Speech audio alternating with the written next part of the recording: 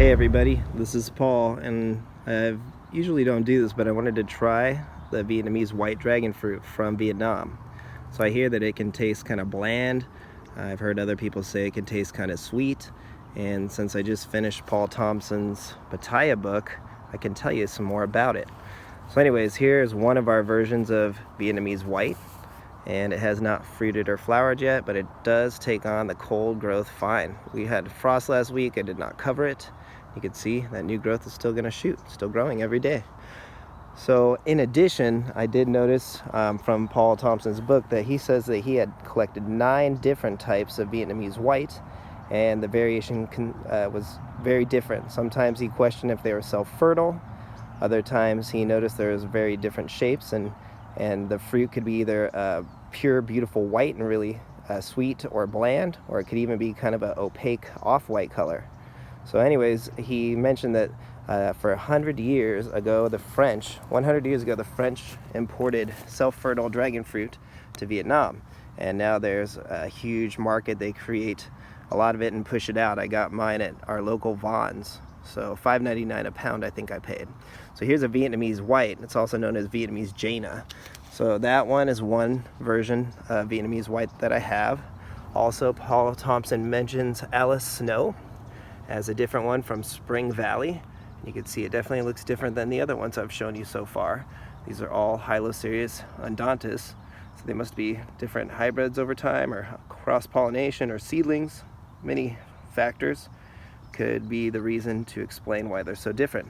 Now here's something interesting. Paul Thompson mentions some dragon fruit from Ensenada area, and this one I've been growing under a grow light this winter. It's getting huge. So you can see that growth. It's called K55, I called it, because that's the region where somebody got it from for me. So anyways, it's really thick, and it got so plump it actually split. So it just really wants to grow. It's very robust. Has lots of new buds that I'm plucking off constantly because I want it to have vertical growth. So definitely looks different when you compare the two. Look at that. Although dragon fruit can change a lot over time and depending on their conditions. In addition, here's a white undontis that Sal gave me. It's really thick, huge cutting, you can see. And again, he said it was a nice sweet white flesh, if I recall, and definitely looks different than the other dragon fruit varieties I've shown you. So anyways, white dragon fruit, Hylocereus undontis, according to Paul Thompson. And the book that I read about it is that there's just a whole lot of variation. Let's go ahead, let's open this one up and see what it tastes like. Hopefully it's gonna taste great.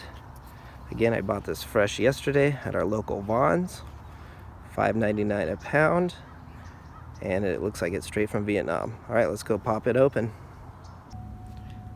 All right, so I'm excited to try this out. It's the first time I've ever purchased a fruit from Vietnam, and I'm hoping it's going to be a high quality dragon fruit. And you can see its import was Asian Pride, it looks like it says. There you go. And it has some, I would assume, Vietnamese writing. Hope it wasn't upside down. And you could tell they used some sort of sealant on the tip, and there's not much of a stem there for grafting. Not that I don't think I'd want to graft this unless it tastes amazing. So let's see what it tastes like.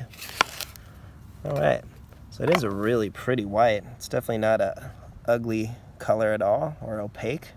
I wouldn't say, I'd say Maria Rosa in my experience. It tasted pretty decent, but it was more white. So you could see some of the clearness over here, opaqueness. That's probably what Paul Thompson was indicating. I'll zoom in for you. So see, it's kind of opaque there. That could also be deterioration or bruising of the fruit as well. So I'm not sure what that is, but either way, it's going to taste pretty good. Look at that. It's really pretty. Definitely beautiful. I kind of am biased and going to expect this to taste kind of bland, but I hope I'm wrong. So let's give it a shot. Sorry. There we go. Okay. So ants get away. Argentine ants are a bummer. There it is. Let's see how it tastes.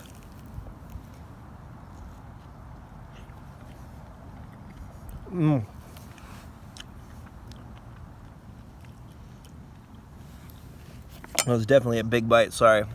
But it is under flavored compared to varieties that are grown locally. It's mild, it's balanced. The seeds don't taste very earthy or anything. They're pleasant, mildly crunchy, and it's a decent fruit. I definitely would not buy this again. Absolutely not. And honestly, I can see why people shy away from purchasing dragon fruit a second time when you buy dragon fruit from Vietnam. They probably had to pick it way too early. It took forever to ship out, and it didn't get to develop its sugar content on the vine naturally. So, man, I can definitely see why people don't buy a second dragon fruit after eating this. I can see why people say it's kind of gross or it tastes like nothing. But it's a pretty fruit. I would give it about a 5 out of 10. And that's being fair. Man, the local dragon fruits in California taste at least, I don't know, 5-6 times better, in my humble opinion. So, wow, that's a bummer. I guess if you're in the need for a dragon fruit fix, you can buy a Vietnamese white dragon fruit. But again, find the local ones. We just found some locally recently, and they're out there. So keep your eyes open, or get a yellow Pelora. That's a better choice from Ecuador, the yellow skin one. Yeah, it's kind of disheartening, but it's not bad. It's just not, it's not a good representation of what dragon fruit tastes like, in my opinion. All right, there you go. Give us a like, subscribe. Have a great day.